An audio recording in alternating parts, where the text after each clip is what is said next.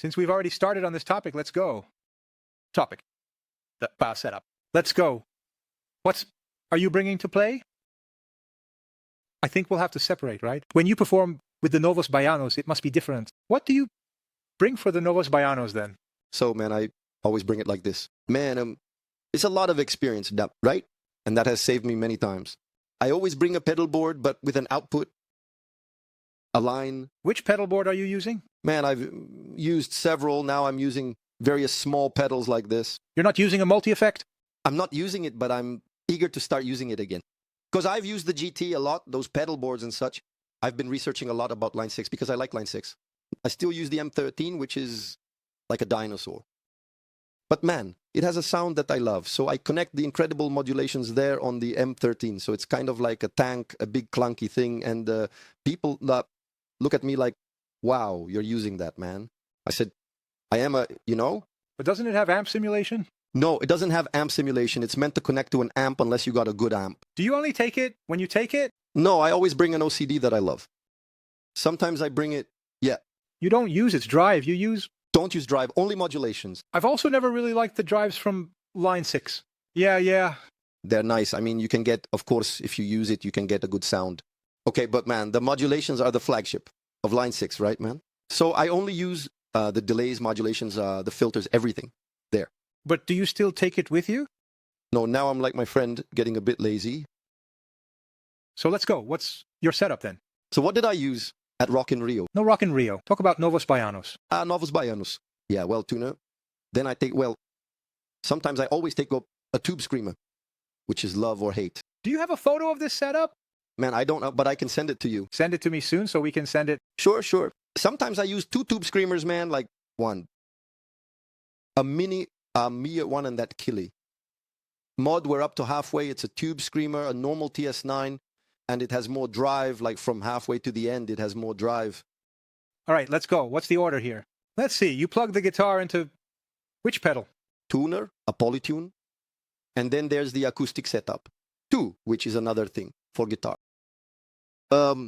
Sometimes 2 tube screamers, a mini one, with the crunch at minimum, just to give it a little boost. And is it always on? Or No. You don't use it as a booster, you use it as a drive? Yeah, no, it's a clean, with it at minimum, it's like a crunch. You use it at minimum? At minimum, zeroed out. And the booster, right? Yeah, but it's a little booster just to give it that guitarist talk, right? That creamy sound just so it doesn't sound flat. So it doesn't stay clean because I don't use it clean like that. There's no completely clean guitar. There's no groove, no funk, no groovy thing like completely clean. So then a drive like that I use. So this first one literally happens to be It's a mini, a tube screamer mini. That smaller one, those mini pedals of 3 buttons. It has tone, volume, tiny, and the gain.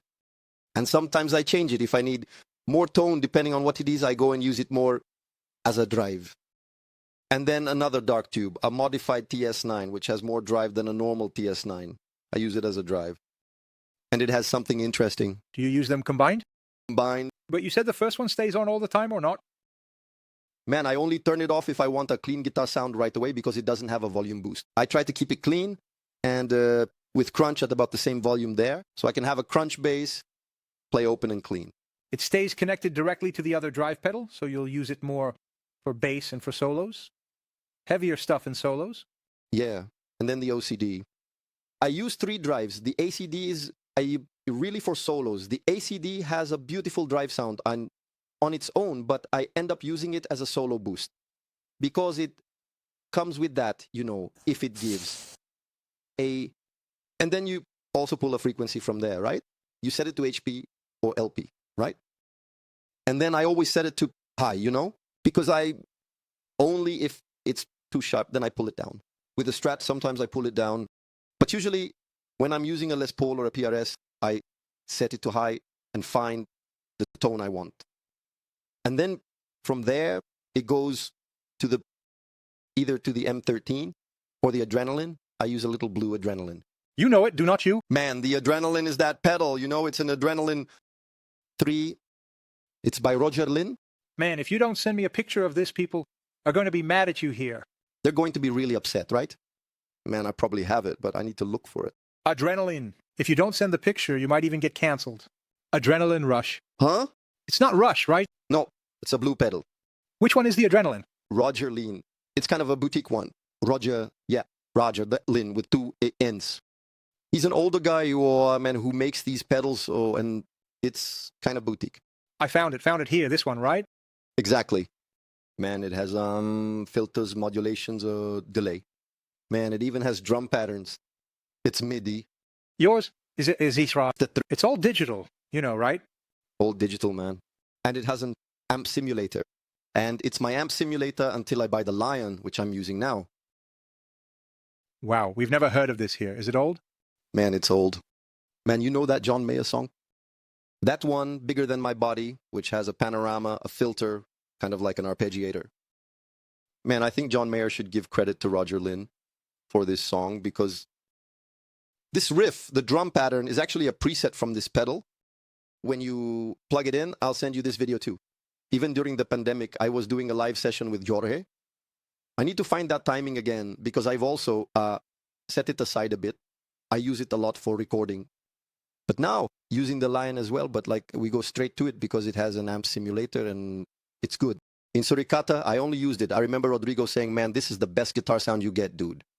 Because, man, it has something there. Because, man, it has a simulator. It has a simulator for Vox, Fender, Jazz Chorus, Vox AC30, hi-hat. It has quality ones. Cool, man. Cool, like that. Do you think it's more or less at the level of the Line 6 there? Man, it is. But man, I think it's cooler to have an up simulator.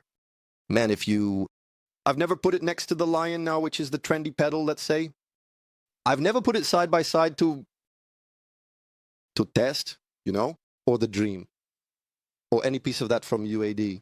But, man, it's really cool, and I will use it very little. I have used the radar a bit to load impulse responses, but it provided so much for me in line that I started to find it unnecessary, to use a radar or something like impulse response. So I stopped using it.